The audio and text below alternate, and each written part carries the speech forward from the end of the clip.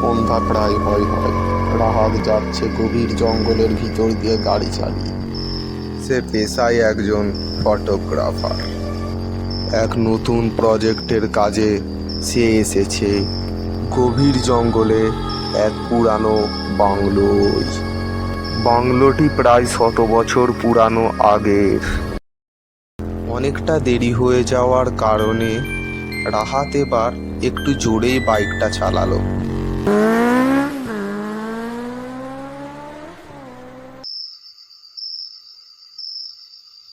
বাংলোতে পৌঁছবার পর রহিম চাচা তাকে জিজ্ঞাসা করে বলল, বাবু, আপনার আসতে এত দেরি হলো যে?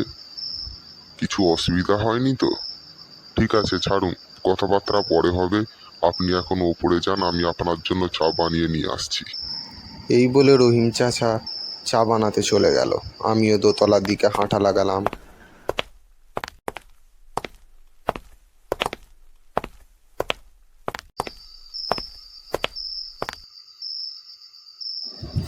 দোতলাটা ভালো করে ঘুরে ঘুরে দেখতে দেখতে আমার গাটা আচমকা শিউরে উঠল। কেমন যেন ভয় ভয় করছে। তবে আবার ভাবছি, বাইরে থেকে বাড়িটা যেইভাবে ভাঙাচোরা অবস্থায় দেখাচ্ছিল, ভেতরে বেশ ভালোই। তখন আমি একটু বসলাম আমার রুমে, বসে চায়ের জন্য অপেক্ষা করছি। ঠিক এমন সময় রহিম চাচা আমার রুমে আসলো আমাকে চাটা দিতে, আর বলতে শুরু করলো, বাবু, রাতে একটু সাবধানে থাকবেন। জায়গাটা সুবিধার না, আর জানলার ধারে একদম যাবেন না। সত্যি আপনারাও না এখনো ভূতে বিশ্বাস করেন? যাকগে, ওইসব এখন বাদ দিন, আমার কিছু ক্ষতি হবে না। কত এরকম ভূত এলো গেল। এমন সময় অস্বাভাবিকভাবে বাইরে শিয়াল ডেকে উঠল। বেশি সাহস ভালো না বাবু, একদম জানলার ধারে যাবেন না আপনি। আপনাকে আমি অনুরোধ করছি, আমি আবার কালকে সকালে আসবো। আমার এই বাংলোর পিছন দিকে একটি কুটিরেই আমি থাকি। আপনার কোনো রকম অসুবিধা হলে আমাকে ডাক দেবেন। এই বলে রামু কাকা হাঁটা লাগালো বাড়ির উদ্দেশ্যে। রামু কাকার কথাগুলি আমি এক কান দিয়ে শুনে আর এক কান দিয়ে বার করে দিল।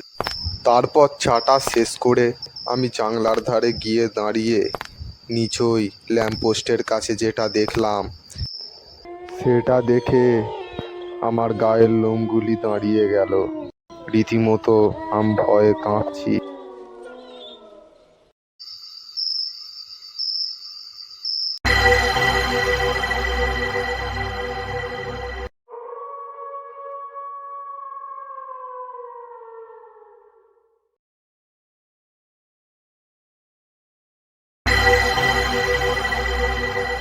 এবার পিছনে তাকিয়ে যেটা দেখলাম, সেটা দেখে আমার সারা শরীরের রক্ত হিম হয়ে গেল।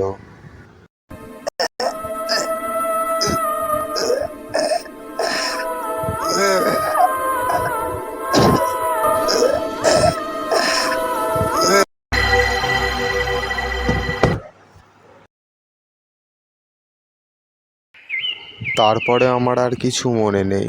পরের দিন সকালে চোখ খুলে দেখি রামু কাকা আমার পাশে বসে আছে।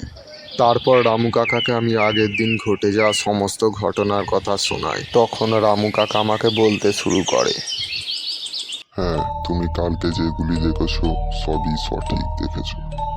আজ থেকে প্রায় বহু বছর আগের কথা। এই বাংলোটিতে একটি রিয়া নামের মেয়ে ও তার বাবা বসবাস করত। একদিন হঠাৎ করে ঘটল এক মর্মান্তিক ঘটনা। অনেকটা দেরি হয়ে গেল রে মা, এবারে আমি যাই বুঝলি, সাবধানে থাকিস। এই বলে রিয়ার বাবা বাড়ি থেকে বেরিয়ে পড়ে। রিয়া যখন তার রুমে বসে ফোন ঘাঁটছিল, তখন দুজন অচেনা লোক তার বাড়িতে হুট করে ঢুকে পড়ে।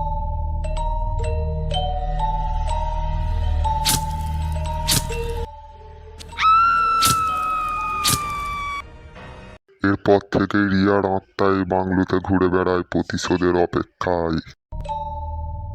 তো বন্ধুরা, আপনাদের কেমন লাগলো আমাদের এই হরর টুনসের গল্পের পরিবেশনাটি? যদি ভালো লেগে থাকে অবশ্যই একটি লাইক করে দেবেন, আর সাবস্ক্রাইব করতে ভুলবেন। আর আপনারা কী ধরনের কার্টুন দেখতে চান আমাদেরকে কমেন্টে জানাবেন, আমরা তেমন কার্টুন আনার চেষ্টা করব। ধন্যবাদ।